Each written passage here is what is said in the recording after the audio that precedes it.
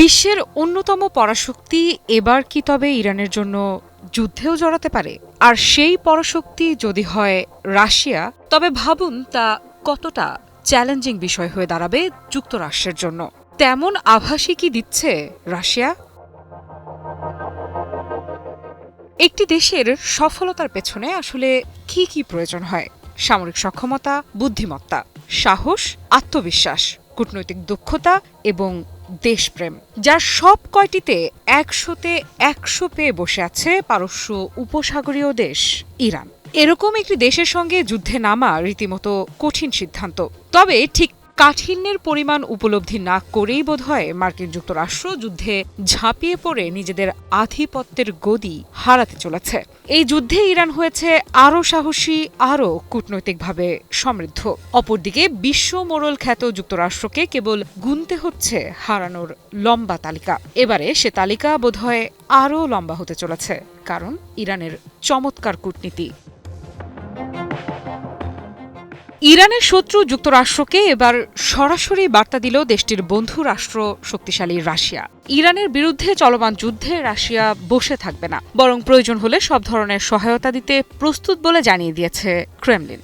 সব ধরনের হতে পারে, সেটা কূটনৈতিক সহায়তা হতে পারে, যুদ্ধের ময়দানে যুক্তরাষ্ট্রের মোকাবেলা করছে রাশিয়ান সৈন্যরা হতেই পারে, কারণ ইরানের সঙ্গে রাশিয়ার রয়েছে অত্যন্ত ভালো কৌশলগত সম্পর্ক। তাহলে কি মধ্যপ্রাচ্যের সংঘাত নতুন মাত্রা পেতে যাচ্ছে? রাশিয়ার পররাষ্ট্রমন্ত্রী সের্গেই ল্যাভরভ এক টেলিফোন আলাপে স্পষ্ট করে বলেছেন, ইরানের বিরুদ্ধে যুক্তরাষ্ট্র ও ইসরায়েলের আরোপিত যুদ্ধ বন্ধে রাশিয়া সক্রিয় ভূমিকা নিতে প্রস্তুত। শুধু কথার কথা নয়, মস্কো বলছে শান্তি ফিরিয়ে আনতে যা যা দরকার সবই করতে পারে তারা। এই আলোচনায় অংশ নেন ইরানের পররাষ্ট্রমন্ত্রী আব্বাস আরাকচি। তিনি রাশিয়াকে বিস্তারিতভাবে জানিয়েছেন কিভাবে ইরান এই যুদ্ধ বন্ধ করতে চায় এবং কি ধরনের কূটনৈতিক উদ্যোগ ইতোমধ্যেই নেওয়া হয়েছে। অর্থাৎ শুধু সামরিক নয়, কূটনৈতিকভাবেও শক্ত অবস্থান নিচ্ছে ইরান। ল্যাভরভ আবারও মনে করিয়ে দিয়েছেন, ইরানের উপর যে কোনো সামরিক আগ্রাসনের বিরুদ্ধে রাশিয়ার অবস্থান বরাবরই কঠোর। তার ভাষায়, এই সংঘাত শুধু একটি দেশের বিরুদ্ধে নয়, এটি পুরো অঞ্চলের স্থিতিশীলতার জন্য হুমকি। বিশ্লেষকেরা বলছেন, এই বক্তব্যের পেছনে রয়েছে বড় কৌশল। মধ্যপ্রাচ্যে নিজেদের প্রভাব ধরে রাখতে এবং যুক্তরাষ্ট্রের একক আধিপত্যকে চ্যালেঞ্জ জানাতেই রাশিয়ার এই অবস্থান। বিশেষ করে যখন ইরান যুক্তরাষ্ট্র উত্তেজনার তুঙ্গে, তখন রাশিয়ার এই বার্তা পরিস্থিতিকে আরও জটিল করে তুলতে পারে। এদিকে আন্তর্জাতিক অঙ্গনে শুরু হয়েছে নতুন হিসেব নিকেশ। যদি রাশিয়া সত্যিই যুদ্ধে ইরানের পাশেই দাঁড়ায়, তাহলে এই সংঘাত কি সীমিত থাকবে, নাকি এটি রূপ নেবে বড় কোনো আঞ্চলিক অথবা বৈশ্বিক সংকটে? কারণ যেখানে শক্তিমান রুশ প্রেসিডেন্ট ভ্লাদিমির পুতিন নিজে জানিয়েছেন ইরানের পাশেই আছে রাশিয়া। সাম্প্রতিক এক গুরুত্বপূর্ণ বৈঠকে রাশিয়ার প্রেসিডেন্ট পুতিন স্পষ্ট ভাষায় জানিয়ে দিয়েছেন, তেহরানের সঙ্গে মস্কোর যে বিশেষ কূটনৈতিক ও কৌশলগত অংশীদারিত্ব রয়েছে তা কোনোভাবেই দুর্বল হবে না, বরং ভবিষ্যতে এই সম্পর্ক আরও শক্তিশালী হবে। পুতিন এটিকে রাশিয়ার জন্য অত্যন্ত গুরুত্বপূর্ণ বলেও উল্লেখ করেন। এবারে তারই ধারাবাহিকতায় রাশিয়ার পররাষ্ট্রমন্ত্রীও জানিয়ে দিলেন, ইরানের জন্য যে কোনো কিছু করতে প্রস্তুত রাশিয়া। JBS holdings limited. রাশিয়ার এই সব কিছু করার ঘোষণা কি কেবল সতর্কবার্তা, নাকি সম্ভাব্য কোনো বড় পদক্ষেপের ইঙ্গিত? উত্তর খুঁজছে বিশ্ব, আর সেই উত্তরের ওপরই নির্ভর করছে মধ্যপ্রাচ্যের ভবিষ্যৎ।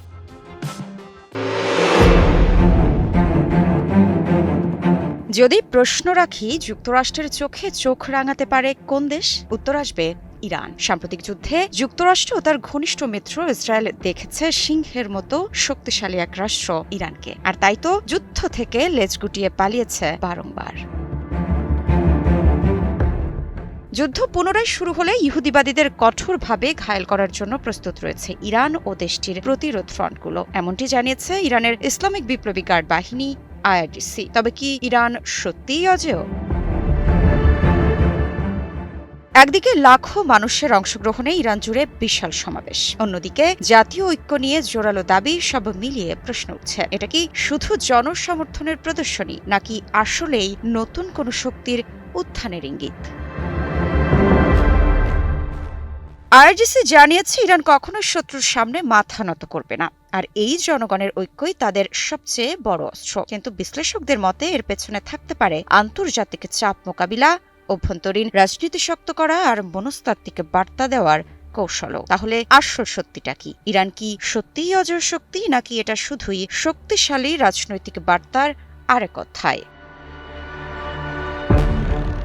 এদিকে যুক্তরাষ্ট্র ইসরায়েলকে সাম্প্রতিক যুদ্ধেই উচিত শিক্ষা দিয়েছে ইরানের সামরিক বাহিনী, যার কারণে এক প্রকার বাধ্য হয়েই সাময়িকভাবে ইরানের বিরুদ্ধে যুদ্ধবিরতিতে যায় ইহুদিবাদীরা। তবে যুক্তরাষ্ট্র ও ইসরায়েলকে যে কোনোভাবেই বিশ্বাস করা যায় না, সে বিষয়টি ভালোভাবেই জানে ইরান। তাই তো যে কোনো সময় ইহুদিবাদীদের ঘায়েল করার জন্য প্রতিনিয়তই প্রস্তুতি নিচ্ছে তেহরান। অন্যদিকে যুদ্ধ পুনরায় শুরু হলে ইহুদিবাদীদের কঠোরভাবে ঘায়েল করার জন্য প্রস্তুত রয়েছে ইরান ও দেশটির প্রতিরোধ ফ্রন্টগুলো, এমনটি জানিয়েছে আইআরজিসির বিশেষ সামরিক ইউনিট খাতাম আল আম্বিয়ার কেন্দ্রীয় সদর দপ্তরের deputy commander brigadier general Mohammad Jafar Azadi বলেছেন, হরমুজ প্রণালীর মাধ্যমে ইরানের ওপর আগ্রাসন চালানোর পায়তারা করছে মার্কিন প্রশাসন, তবে তা হতে দেবে না তেহরান। এক প্রতিবেদনে এমন তথ্যই জানিয়েছে ইরান ভিত্তিক সংবাদ মাধ্যম মেহের নিউজ এজেন্সি। এদিকে মধ্যপ্রাচ্য পরিস্থিতি বর্তমানে সাময়িকভাবে কিছুটা শান্ত থাকলেও সেটির সুযোগ নিতে গড়িমসি করছে না যুক্তরাষ্ট্র। এরই মধ্যে পারস্য উপসাগরীয় অঞ্চলে 3টি বিমানবাহী রণতরী মোতায়েন করেছে মার্কিন কেন্দ্রীয় কমান্ডো, যাতে রয়েছে 200 যুদ্ধবিমান ও কমপক্ষে 15,000 মার্কিন সেনা। বিশ্লেষকদের ধারণা, ইরানের বিরুদ্ধে স্থল অভিযান চালানোর জন্যই পূর্ব প্রস্তুতি নিচ্ছে যুক্তরাষ্ট্র। তবে ইরানের বিরুদ্ধে যে কোনো ধরনের নতুন আগ্রাসনে যুক্তরাষ্ট্র জড়ালে যে সেটা মার্কিন প্রশাসনের জন্যই আত্মঘাতী সিদ্ধান্ত হবে, সম্প্রতি এমন সতর্কবার্তায় দিয়েছেন রাশিয়ার ফেডারেশন কাউন্সিলের তথ্য ও নীতি বিষয়ক কমিশনের চেয়ারম্যান আলেক্সেই পুশকভ। এ প্রসঙ্গে তিনি বলেছেন, ইরানের কাছে এই মুহূর্তে হাজার হাজার ক্ষেপণাস্ত্র ও ড্রোন রয়েছে, যেগুলো দিয়ে মাটির গভীরে বিশাল ঘাঁটি তৈরি করেছে তেহরান। পুরো ইরান জুড়ে ছড়িয়ে থাকা এসব ক্ষেপণাস্ত্র ঘাঁটিকে ধ্বংস করা যুক্তরাষ্ট্র ইসরায়েলের পক্ষে প্রায় অসম্ভব। একটা ড্রোন যেটা না ধরা যায়, না জ্যাম করা যায়, না থামানো যায়। ভাবুন তো, আপনার ঠিক পাশেই একটা ড্রোন উঠছে, কিন্তু আপনি টেরই পাচ্ছেন না, আর এরপরেই হঠাৎ করে বিস্ফোরণ। সম্প্রতি হিজবুল্লাহর এই নতুন ভয়ঙ্কর অস্ত্র ফাইবার অপটিক ড্রোনে কাঁপছে ইসরায়েলি সীমান্ত। ইসরায়েলি বাহিনীর ঘুম হারাম করছে হিজবুল্লাহর নতুন এই ভয়ঙ্কর ড্রোন। সম্প্রতি প্রকাশিত হিজবুল্লাহর একটি ভিডিওতে দেখা যায় কয়েক কেজি ওজনের কোয়াডাপ্টার ড্রোনটি লক্ষ্যবস্তুতে আঘাত হানছে, অথচ ইসরায়েলি সেনারা তার উপস্থিতি টেরই পাননি। ইসরায়েলি প্রতিরক্ষা বাহিনী আইডিএফ জানিয়েছে, ওই হামলায় 19 বছর বয়সী সার্জেন্ট ইদান ফোক্স নিহত হন এবং আরও কয়েকজন আহত হয়েছেন। আহতদের সরিয়ে নিতে আসা একটি উদ্ধার হেলিকপ্টার লক্ষ্য করেও পরে আরও ড্রোন হামলা চালায় হিজবুল্লাহ। বিশেষজ্ঞরা বলছেন, ফাইবার অপটিক ড্রোনের কার্যকারিতা এর সরল প্রযুক্তিতেই। সাধারণ ড্রোনের মতো বেতার সংকেতের মাধ্যমে নয়, বরং একটি ফাইবার অপটিক তারের মাধ্যমে সরাসরি অপারেটরের সঙ্গে সংযুক্ত থাকে ড্রোনটি। ইসরায়েলি সামরিক সূত্র সিএনএনকে জানিয়েছে, অত্যন্ত পাতলা ও হালকা হওয়ায় এই তার খালি চোখে প্রায় দেখা যায় না। এটি 15 কিলোমিটার বা তারও বেশি দূর পর্যন্ত বিস্তৃত হতে পারে, ফলে অপারেটর নিরাপদ দূরত্বে অবস্থান করেও লক্ষ্যবস্তু উচ্চ রেজুলেশনের সরাসরি ভিডিও দেখতে পারেন। ড্রোন মোকাবিলায় এতদিন প্রযুক্তিগত সুবিধার ওপর নির্ভর করেছে আইডিএফ। তারা সাধারণত ড্রোন নিয়ন্ত্রণে ব্যবহৃত সংকেত ও ফ্রিকোয়েন্সি জ্যাম করে হামলা প্রতিরোধের চেষ্টা করে, কিন্তু ফাইবার অপটিক ড্রোন কোনো সংকেত ব্যবহার না করায় সেই কৌশল এখানে কার্যকর হচ্ছে না। একই সঙ্গে আগত ড্রোন শনাক্ত করাও আরো কঠিন হয়ে পড়ছে। ইউক্রেন যুদ্ধক্ষেত্রে প্রথম ব্যাপকভাবে দেখা যায় এই ফাইবার অপটিক ড্রোনের ব্যবহার, যেখানে রুশ বাহিনী অত্যন্ত কার্যকরভাবে এই প্রযুক্তি কাজে লাগায়। পরে রাশিয়ার ড্রোনের সঙ্গে একটি বেজ ইউনিট যুক্ত করে অপারেটরকে আরও দূরে সরিয়ে রাখতে সক্ষম হয়, যা অপারেটরের নিরাপত্তা বাড়ায় এবং তাকে লক্ষ্যবস্তু করা আরও কঠিন করে তোলে। বিশেষজ্ঞদের মতে দক্ষিণ লেবাননে হিজবুল্লাহর কৌশল কিছুটা ভিন্ন। ইসরায়েলি ঘাঁটিগুলো সীমান্তের কাছাকাছি হওয়ায় বড় সরবরাহ লাইন লক্ষ্য করার সুযোগ কম, তাই হিজবুল্লাহ মূলত দক্ষিণ লেবানন ও উত্তর ইসরায়েলে অবস্থানরত ইসরায়েলি সেনাদের লক্ষ্যবস্তু করছে। সেন্টার ফর নিউ আমেরিকান সিকিউরিটির জ্যেষ্ঠ গবেষক স্যামুয়েল বেন্ডে জানান, অভিজ্ঞ অপারেটরের হাতে এবং প্রতিপক্ষ প্রস্তুত না থাকলে এটি অত্যন্ত কার্যকর হতে পারে, এমনকি প্রতিপক্ষ সতর্ক থাকলেও এটি প্রাণঘাতী হতে পারে। ইসরায়েলের ধারণা হিজবুল্লাহ চীন বা ইরান থেকে বেসামরিক ড্রোন আমদানি করে এবং সেগুলোর সঙ্গে গ্রেনেড বা অনুরূপ বিস্ফোরক যুক্ত করে। এর ফলে অত্যন্ত নিখুঁত কিন্তু কম খরচের এক ধরনের অস্ত্র তৈরি হচ্ছে, যা ছোট পরিসরে লক্ষ্যভিত্তিক হামলায় কার্যকর। আমি ভরসা রাখি হিরন স্মার্ট ওয়াটার পিউরিফায়ারে। অভিযোগ রয়েছে, দীর্ঘদিন ধরে ইরানের আর্থিক ও প্রযুক্তিগত সহায়তায় হিজবুল্লাহ বড় ধরনের রকেট ও ক্ষেপণাস্ত্র ভান্ডার গড়ে তুলেছিল। গাজা যুদ্ধ শুরুর আগে এক ইসরায়েলি কর্মকর্তা ধারণা করেছিলেন হিজবুল্লাহর কাছে প্রায় 1.5 লাখ রকেট ছিল। তবে যুদ্ধ চলাকালে ইসরায়েলি হামলা ও ব্যাপক ব্যবহারজনিত কারণে এখন তাদের হাতে আগের তুলনায় মাত্র 10% রকেট অবশিষ্ট রয়েছে বলে মনে করছে ইসরায়েল। সামরিক শক্তি ও প্রযুক্তিতে ইসরায়েলের সঙ্গে সরাসরি প্রতিযোগিতা সম্ভব না হওয়ায় হিজবুল্লাহ এখন অসম যুদ্ধ কৌশলের উপর বেশ নির্ভর করছে, যা ইরান ও যুক্তরাষ্ট্র ও ইসরায়েলের বিরুদ্ধে দীর্ঘদিন ধরে ব্যবহার করে আসছে। আইডিএফ বর্তমানে জাল ও অন্যান্য শারীরিক প্রতিরোধ ব্যবস্থা ব্যবহার করছে, তবে ইসরায়েলি কর্মকর্তারা স্বীকার করেছেন এটি পুরোপুরি কার্যকর নয়। ইরানের সঙ্গে সংঘর্ষে আসলে কি ঘটেছে ইসরায়েলের সাথে যে হঠাৎ করে এত তড়িঘড়িতে যুক্তরাষ্ট্র থেকে আরও অর্ধশত যুদ্ধবিমান কিনছে দেশটি? ইসরায়েল কি তার শক্তির ভান্ডারের শূন্যতা খুঁজে পাচ্ছে? ভাবনার চেয়েও কি বেশি সামরিক শক্তি হারিয়ে ফেলেছে দেশটি, নাকি ইরানের ভয়ে নিজেদের রক্ষায় আগে ভাগে প্রস্তুত রাখছে দেশটি? আর যুদ্ধের 40 দিনের সংঘাতের পরই বা কেন এত বড় সিদ্ধান্ত নিলেন ইসরায়েলের প্রধানমন্ত্রী বেনিয়ামিন নেতানিয়াহু? সম্প্রতি শক্তি বাড়াতে বিশাল পদক্ষেপ নিয়েছে ইসরায়েল। সাম্প্রতিক ইরান যুদ্ধ থেকে পাওয়া শিক্ষা বিবেচনায় নিয়ে যুক্তরাষ্ট্রের কাছ থেকে আরও 2 স্কোয়াড্রন F-35I এবং F-15IA যুদ্ধ বিমান কিনছে দেশটি। সম্প্রতি ইসরায়েলের প্রতিরক্ষা মন্ত্রণালয় এই ঘোষণা দিয়েছে, কেনা হতে পারে 2 ধরনের বিমান, আনুমানিক 25টি করে, মোট 50টি। ইসরায়েলি সংবাদ মাধ্যম টাইমস অব ইসরায়েলের প্রতিবেদন থেকে এই তথ্য জানা গেছে। গত সপ্তাহের শেষ দিকে ইসরায়েলের জ্যেষ্ঠ মন্ত্রীদের নিয়ে গঠিত একটি প্রতিরক্ষা ক্রয় কমিটি মার্কিন কোম্পানির লকহিড মার্টিন থেকে চতুর্থ F-35A স্কোয়াড্রন এবং বোয়িং থেকে দ্বিতীয় F-15IA স্কোয়াড্রন কেনার চুক্তির পক্ষে মত প্রকাশ করে। তার সাপেক্ষে প্রতিরক্ষা মন্ত্রণালয়ের এই ক্রয় সংক্রান্ত পরিকল্পনাও অনুমোদন দেয় কমিটি। মন্ত্রণালয়ের এক বিবৃতিতে বলা হয়েছে, এসব চুক্তির মূল্য কয়েক বিলিয়ন শেকেল। ইসরায়েলের প্রতিরক্ষা মন্ত্রণালয় জানিয়েছে, এই যুদ্ধ বিমানগুলো ইসরায়েলি প্রতিরক্ষা বাহিনী IDF এর দীর্ঘমেয়াদী বাহিনী উন্নয়ন পরিকল্পনার মূল ভিত্তি হিসেবে কাজ করবে, যা আঞ্চলিক পরিবর্তনশীল হুমকি মোকাবিলা এবং ইসরায়েলের কৌশলগত আকাশসীমা নিয়ন্ত্রণ বজায় রাখতে সহায়তা করবে। কমিটির অনুমোদনের পর প্রতিরক্ষা মন্ত্রণালয়ের মহাপরিচালক আমির বারাম মন্ত্রণালয়ের যুক্তরাষ্ট্র মিশনকে নির্দেশ দেন দ্রুততম সময়ের মধ্যে যুক্তরাষ্ট্রের সরকার ও সামরিক অংশীদারদের সঙ্গে চূড়ান্ত চুক্তি সম্পন্ন করার প্রক্রিয়া এগিয়ে নিতে।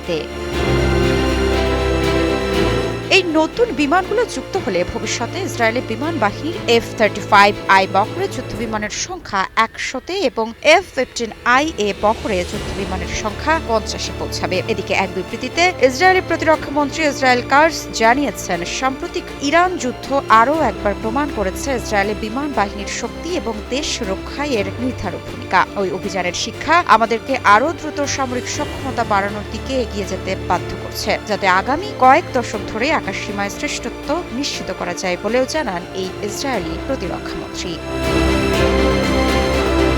হঠাৎ যুক্তরাষ্ট্র থেকে ইসরায়েলের উদ্দেশ্যে কেন আসছে যুদ্ধবিমানের বিশাল বহর? ইরানের বিরুদ্ধে কি নতুন কোন ষড়যন্ত্রমূলক ফাঁদ তৈরি করছে ইহুদিবাদীরা? তাহলে কি মার্কিন প্রেসিডেন্ট ডোনাল্ড ট্রাম্পের গ্রিন সিগন্যাল পেয়ে গেল ইসরায়েল? সম্প্রতি 6500 টন ওজনের সামরিক রসদ ইসরায়েলের কাছে পাঠিয়েছে যুক্তরাষ্ট্র। যদিও ইহুদিবাদীদের জন্য অধীর অপেক্ষাতেই আছে ইরানের নতুন অস্ত্রের বহর। যুক্তরাষ্ট্র ও ইসরায়েলের সম্মিলিত যে কোনো আগ্রাসন আগ্রাসন ঠেকাতে শতভাগ প্রস্তুতিতেই রয়েছে ইরান। তবে কি যুদ্ধের ময়দানে আবারও উত্তাপ ছড়াতে চলেছে? প্রশ্ন হলো, ইহুদিবাদীদের আগ্রাসন ঠেকাতে এবার কোন রণকৌশল কাজে লাগাবে তেহরান?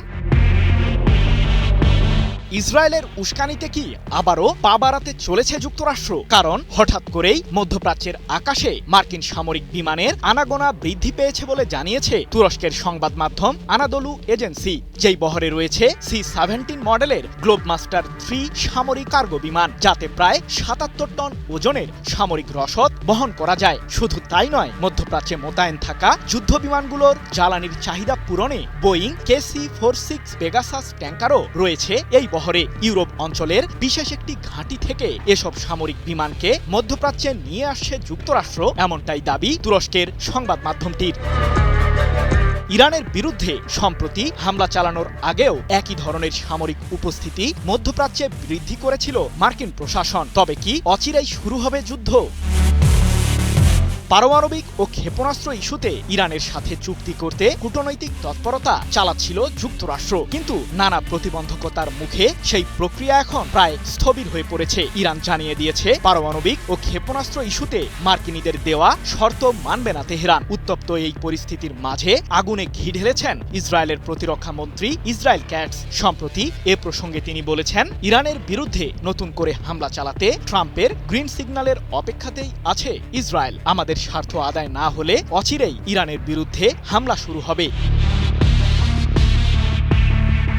এদিকে সাম্প্রতিক যুদ্ধ থেকে অভিজ্ঞতা নিয়ে নিজেদের সামরিক শক্তি বৃদ্ধি করছে ইসরায়েল, কারণ ইরানের বিরুদ্ধে ওই যুদ্ধে ব্যাপক নাস্তানাবুদ অবস্থায় পড়েছিল ইহুদিবাদী দেশটি। তাই তো যুক্তরাষ্ট্রের কাছ থেকে কয়েক ডজন F-35I এবং F-15IA মডেলের যুদ্ধ বিমান কেনার উদ্যোগ নিয়েছে ইসরায়েল। এরই মাঝে দেশটির প্রতিরক্ষা মন্ত্রণালয় যুদ্ধ বিমান প্রস্তুতকারক মার্কিনী প্রতিষ্ঠান লকহিড মার্টিন এবং বোয়িং এর সাথে চুক্তিও সেরেছে। ৩ মে এক প্রতিবেদনে বিষয়টি নিশ্চিত করেছে ইসরায়েল ভিত্তিক সংবাদ মাধ্যম দ্য টাইমস অব ইসরায়েল।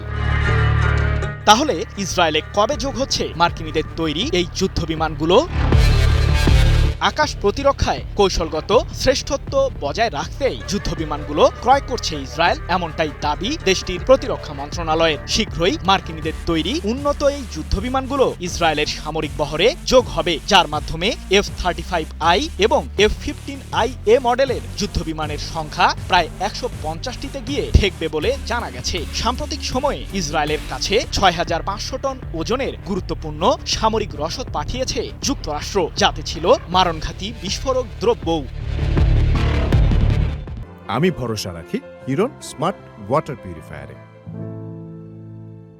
তবে ইহুদিবাদীদের এমন সামরিক প্রস্তুতিকে ঘিরে বসে নেই ইরানও। পুনরায় যুদ্ধে যুক্তরাষ্ট্র ও ইসরায়েলকে কড়া জবাব দেওয়া প্রসঙ্গে ইরানের নৌবাহিনীর কমান্ডার রিয়ার অ্যাডমিরাল শাহরাম ইরানি বলেছেন, খুব শীঘ্রই আমাদের এমন একটি অস্ত্র শত্রুদের ঘায়েল করবে যাকে ঘিরে তারা গভীরভাবেই ভয় পায়, আর সেই অস্ত্রটি তাদের পাশেই মোতায়েন রয়েছে। আশা করি আমাদের এই অস্ত্রটি দেখে ইহুদিবাদীদের হার্ট অ্যাটাক হবে না।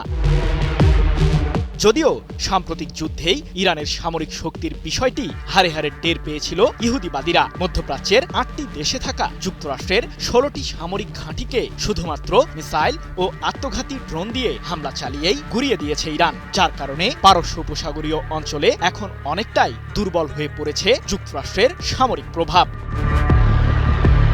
যুক্তরাষ্ট্রের 15,000 সেনাকে কি ঘিরে ফেলতে চলেছে ইরান? কি হবে এবার মার্কিন রণতরীগুলোর? কারণ ইরানের বাধা উপেক্ষা করে হরমুজ প্রণালীতে জোর খাটাতে চাইছে যুক্তরাষ্ট্র।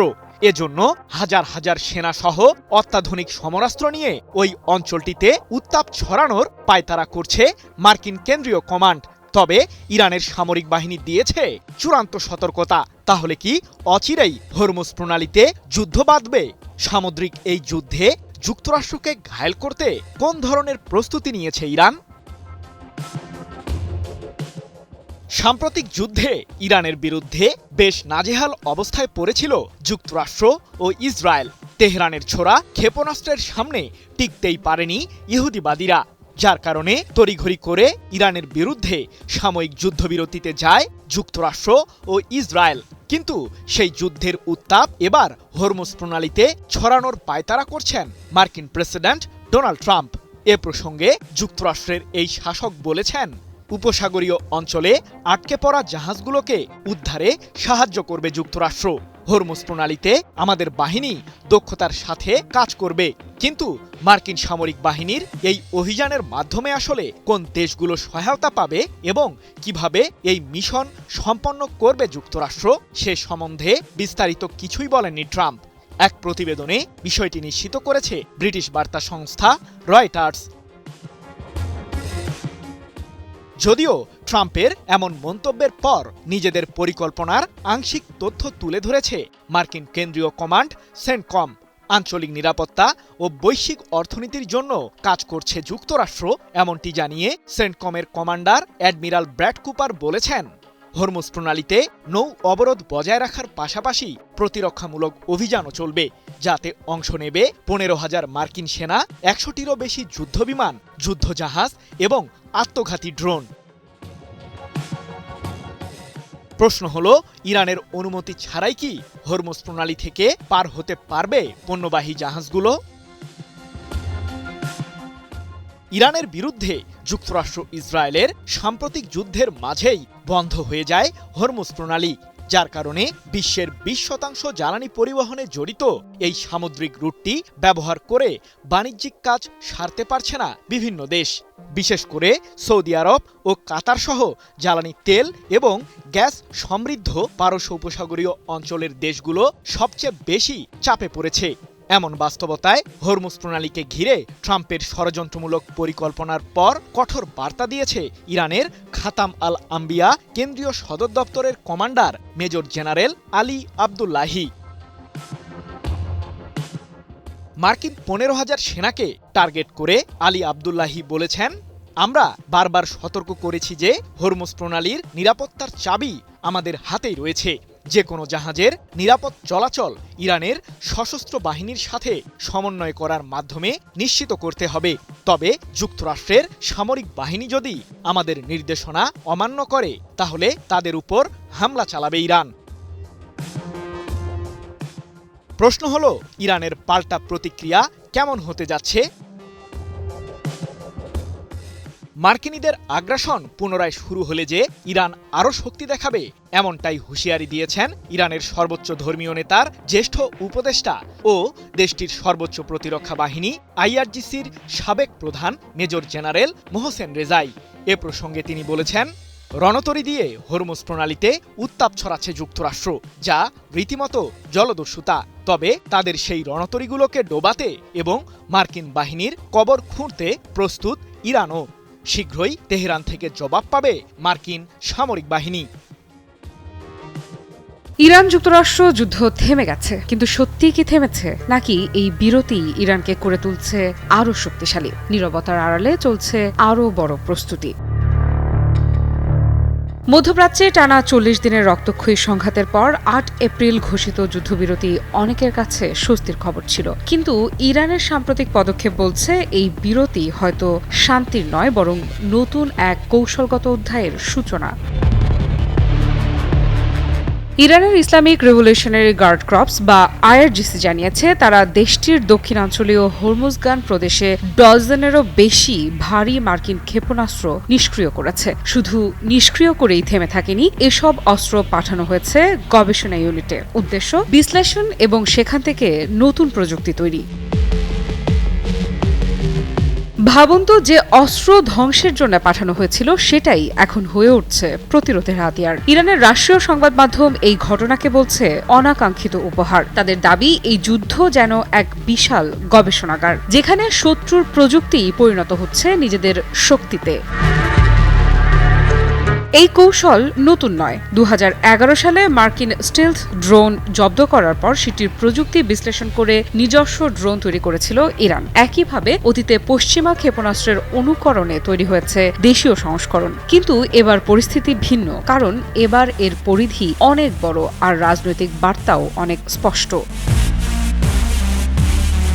বিশেষজ্ঞদের মতে এই প্রযুক্তি শুধু নিজেদের জন্য নয়, চীন ও রাশিয়ার মতো শক্তির সঙ্গে কৌশলগত বিনিময়ের হাতিয়ার হিসেবেও ব্যবহার করা যেতে পারে। অর্থাৎ যুদ্ধক্ষেত্রের ধ্বংসাবশেষ এখন হয়ে উঠছে ভূ রাজনীতির নতুন মুদ্রা। এদিকে মার্কিন গণমাধ্যমের দাবি, ইরান এই সময়টাকে কাজে লাগিয়ে মাটির নিচের গোপন ঘাঁটি থেকে অবিস্ফোরিত অস্ত্র উদ্ধার করছে। একই সঙ্গে ক্ষতিগ্রস্ত ক্ষেপণাস্ত্র ও ড্রোন সক্ষমতা দ্রুত পুনর্গঠন করছে। অন্যদিকে ইরানের সামরিক কর্মকর্তারা স্পষ্ট করে দিচ্ছেন এটা শান্তির সময় নয়। তাদের ভাষায় এটি এখনও যুদ্ধাবস্থা। নতুন হামলা হলে জবাবও আসবে নতুন সরঞ্জাম আর নতুন ফ্রন্ট থেকে। সম্প্রতি ইরানি সেনাবাহিনীর এক মুখপাত্র দাবি করেছেন তাদের যুদ্ধ বিমান উপসাগরীয় অঞ্চলে একটি মার্কিন ঘাঁটিতে সফল হামলা চালিয়েছে। যদিও এই দাবি স্বাধীনভাবে যাচাই করা যায়নি, তবুও বার্তাটা পরিষ্কার, ইরান নিজেকে প্রস্তুত রাখছে। একই সময়ে দেশজুড়ে চলছে অবিস্ফোরিত বোমা নিষ্ক্রিয় করার অভিযান। তেহরানের দক্ষিণে উদ্ধার করা হয়েছে উন্নত গ্লাইড বোমা, অর্থাৎ যুদ্ধের চিহ্ন এখনও মাটির নিচে লুকিয়ে আছে, আর সেগুলোই এখন হয়ে উঠছে ভবিষ্যতের অস্ত্রভাণ্ডার। বিশ্লেষকদের মতে দীর্ঘদিনের নিষেধাজ্ঞা ইরানকে বাধ্য করেছে এক ভিন্ন পথে হাঁটতে, যেখানে প্রতিটি বিদেশি অস্ত্রই এক একটি শেখার সুযোগ, শুধু ব্যবহার নয়, বিশ্লেষণ, তারপর নিজস্ব উৎপাদন। তাহলে এই পুরো চিত্রটা আমাদের কি বলছে? যুদ্ধবিরতি মানেই যে যুদ্ধ শেষ তা নয়। কখনো কখনো এটি কেবল বিরতি, যেখানে সামনে আরো বড় সংঘাতের প্রস্তুতি নেওয়া হয়। সেই প্রস্তুতিতে ইরান শতভাগ নিজেদের এগিয়ে রাখছে, সেটা আর বলার অপেক্ষা রাখে না। যুক্তরাষ্ট্র কি এই নতুন যুগের বুদ্ধিমান শক্তির মোকাবেলা করতে পারবে?